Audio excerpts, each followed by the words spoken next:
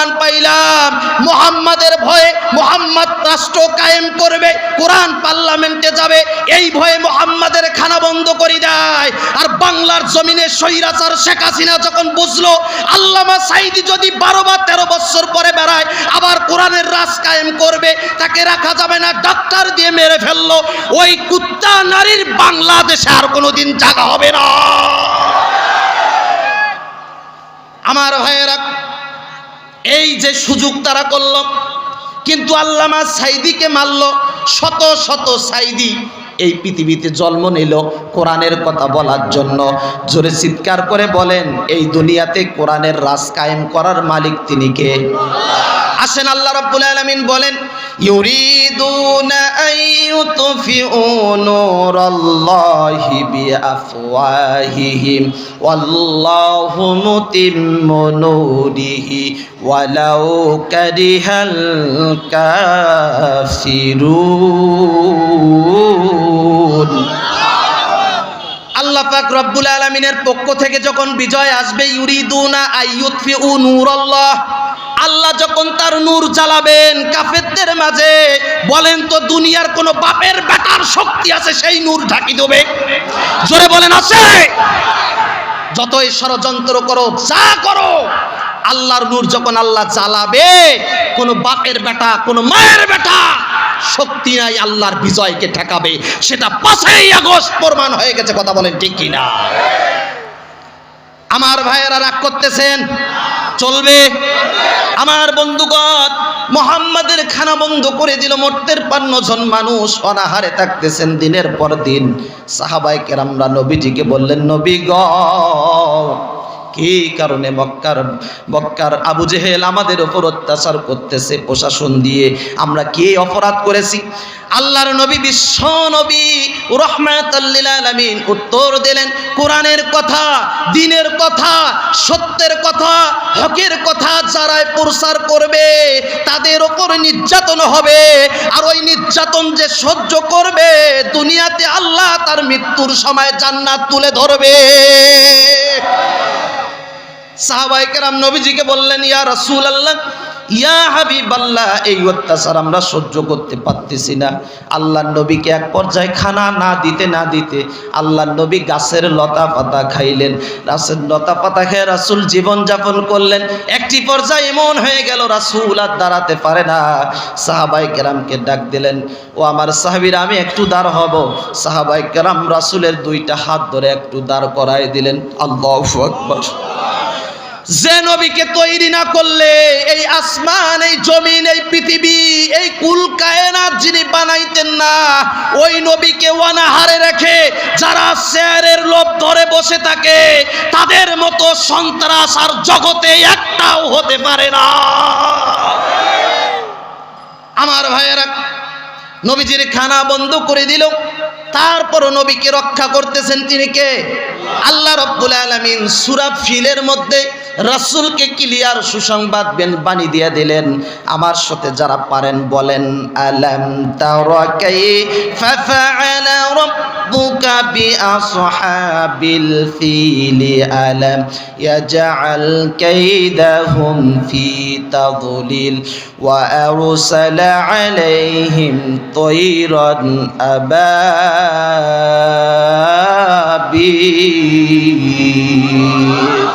জোরে বলেন আল্লাহু আকবার। পেছনের ভাইগুলো মনে করতেছে দেখি কি কয়, এখনো জবান খোলেন নাই। কোন বাপের বেটার সাহস নাই এখানে এসে তাফসীর মাহফিলে কথা বলার। কথা বলেন ঠিক কিনা? নির্দ্বিধায় কথা বলতেছি, কোরআনের কথা বলতেছি, হকের কথা বলতেছি, ইসলামের কথা বলতেছি, রাসূলের কথা বলতেছি। এই সত্য কথা বলার কারণে যদি গায়ের রক্ত কারো গরম হয়ে যায়, আমরাও তাওহীদি জনতা তার এই রক্ত ঠান্ডা করতে রাজি আছি। কথা বলেন ঠিক কিনা? আমার ভাইরা, কিসের এত পাগলামি? সহ্য বহু করছে, আর সহ্য করার দিন শেষ। এখন অ্যাকশন হবে, ডাইরেক্ট না ইনডাইরেক্ট? আমরা অ্যাকশন দিতে পারি, কিন্তু সেটা বৈধতা ভাবে, শরিয়া ভাবে, যেটা ইসলামে আদেশ, সেটাই আমরা করতে পারি। আমার ভাইয়েরা, এজন্য কণ্ঠ বন্ধ রাখবেন না, কারণ মুসলমানদের কণ্ঠে একটি বিজয় উজ্জ্বলিত হয়েছে, আলোকিত হয়েছে। মুসলমান শুধু লিল্লাহে তাকবীর, বাকিগুলো বলছে আল্লাহু আকবার। কাফের বেঈমানেরা প্যানের বেল্ট খিচবার সময় পায় নাই, পালাই গেছে, আর এই সময় যুদ্ধকে বিজয় ঘোষণা হয়ে গেছে। জোরে বলেন সুবহানাল্লাহ। এই মুসলমান আমরা আসি না নাই? আমরাও গলার আওয়াজ উঁচু করে তুলে ধরবো। যেদিক থেকে বাতিল আসবে আমাদের আওয়াজ সেদিক থেকে থাকবে। কোরআন বুকে নিয়ে একটি কথা বলতেছি, যদি আপনি আল্লাহর জন্য, দ্বীনের জন্য, ইসলামের জন্য এক ফোঁটা রক্ত এই জমিনে ফেলাইতে পারেন, এই রক্ত বিফলে যাবে না, এই রক্তের বিনিময়ে জান্নাত পাবেন। সুতরাং কোন জালেম যদি আপনার সামনে কথা বলে, আপনি তারে সার দিতে পারেন না, পারেন না, পারেন না।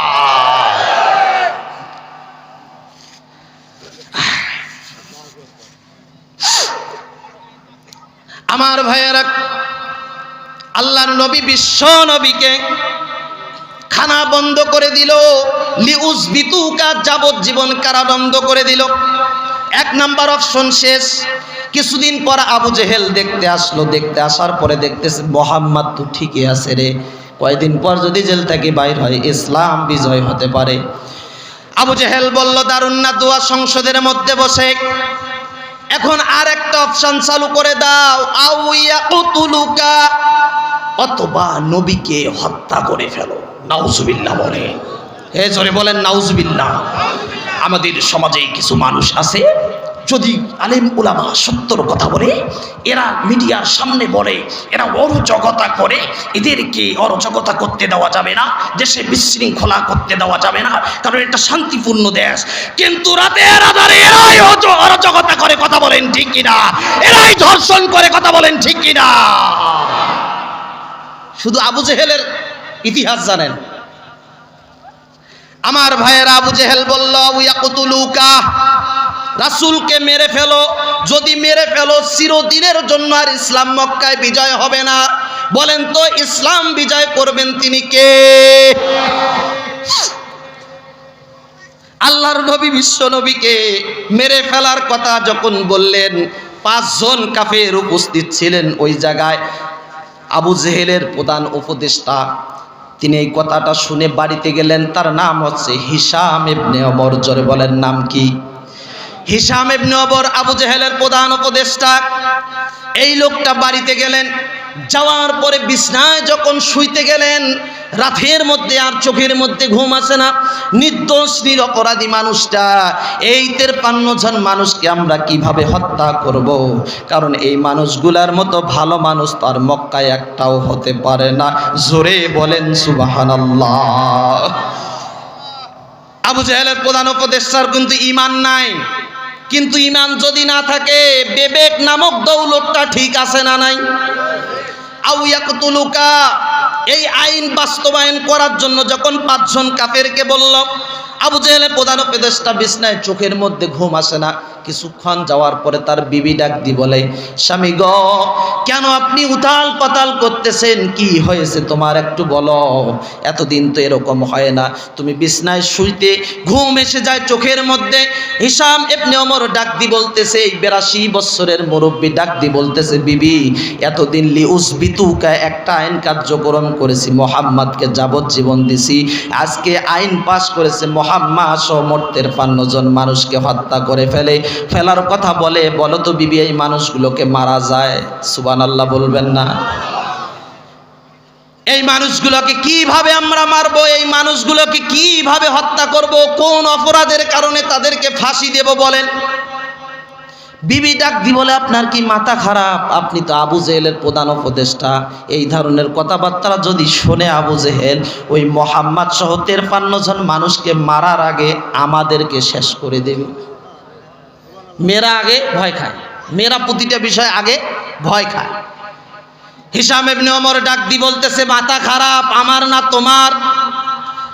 আমার 82 বছরের বয়স, হয়তো কিছুদিন পর আমি এই দুনিয়া ছেড়ে চলে যাব, কিন্তু বিবি রে, ইন্নী খশিতু লাকা, আমি নিজের ওপরে নিজে ভীতু সংকুচিত হয়ে গেছি, আমি এই লোকগুলোকে মারতে পারবো না। সুতরাং আমি মরে যাওয়ার আগে এই দিনের নবী সহ 53 জন মানুষকে কারাগার থেকে মুক্ত করে ছাড়বো।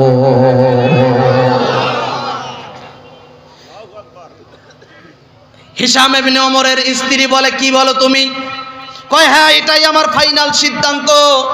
কয়টায় যদি তোমার ফাইনাল সিদ্ধান্ত হয় যাও আবু জেহেলের বাড়িতে।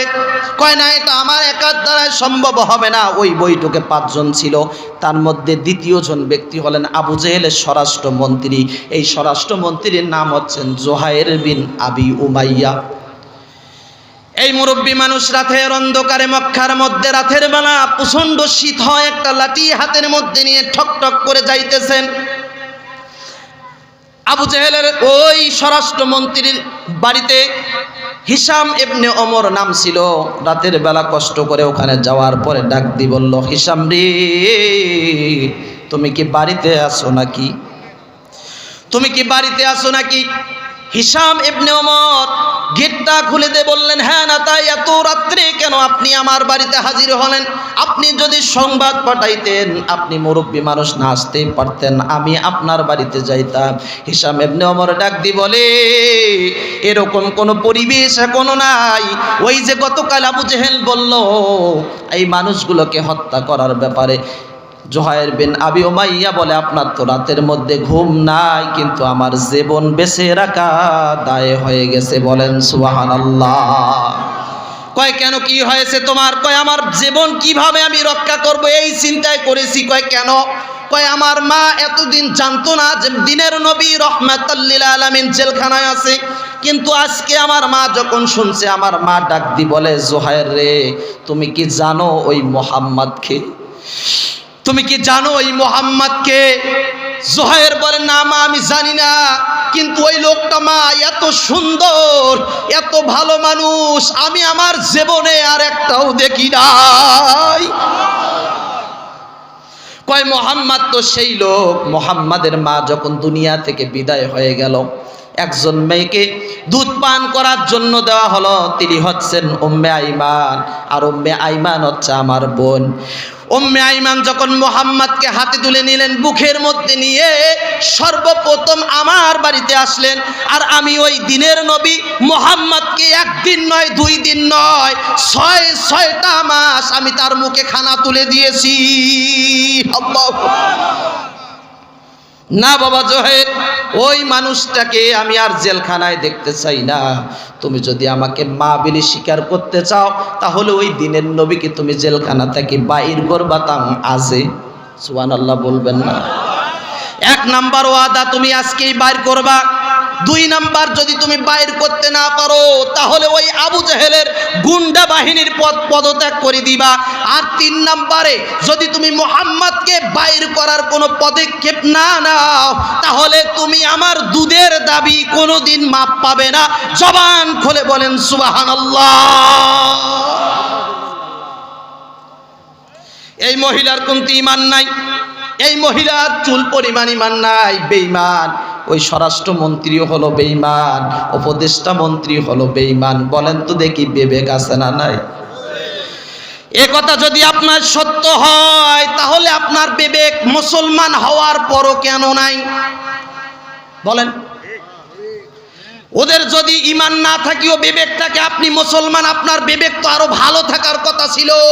গোটা দেশে যখন আলেমদের উপর নির্যাতন হলো, আলেমদেরকে কোমরে দড়ি নাগে জেলখানায় নিয়ে গেল, রাজপথে ছাত্রদেরকে হত্যা করলো, হাজার হাজার মা বোনদের ইজ্জতহানি করলো, আপনি তাও দাদা বাবুর গোলামি করেন। আমি সেখান থেকে একটা কথা বেছে নিয়েছি, আপনার যদি বিবেক আছে, ওই বিবেকে কুত্তা প্রসাব করে দিয়েছে। কথা বলেন ঠিক কিনা? আপনি তো কোনো পদক্ষেপ নিলেন না। আমরা যখন কথা বলতে যাই, 1 টাকাও খান না, একটা চাও পান না, একটা বিড়িও পান না। এলাকার মধ্যে ভাই প্রতিবেশী যদি হক কথা বলে, আপনি গলা হিকার দেন, তোরে এবার খাবো রে, তোরে এবার শেষ করবো রে। এখন তোমার নেতা পালাইছে, তুই কেন এখন ঘরের মধ্যে কথা বলেন ঠিক কিনা? আমরা তোমার মতো বেয়াদব না যে তোমারে হাঁকাও পিটাবো। হে মুসলমান তাওহীদি জনতা, একটি কথা মনে রাখবেন, এ বাংলার জমিন, এই ইঞ্চি ইঞ্চি মাটি, এটি হলো সোনার চেয়ে খাঁটি, এটা হলো রক্তের দেওয়া বিজয়ের মাটি। সুতরাং এই বাংলার টেকনাফ থেকে তেতুল তেতুলিয়া, রূপসা থেকে পাতুরিয়া, সুন্দরবন থেকে বান্দরবান পর্যন্ত এই 1 ইঞ্চি মাটি নিয়ে যারা ষড়যন্ত্র সামনে করবে তাদেরকে আমরা জবাব দিয়ে ছাড়বো। কথা বলেন ঠিক কিনা? আর সুযোগ আছে? সব দেখছি, বাবার রাজনীতি দেখছি, মেয়ের রাজনীতি দেখছি, ভাতারের রাজনীতি দেখছি। এখন আমরা দেখতে চাই কোরআন পার্লামেন্টে গেলে এ দেশটা কিভাবে চলে। কথা বলেন ঠিক? আপনারা একমত আছেন যারা 2টা হাত উঠায় বলেন ঠিক কিনা?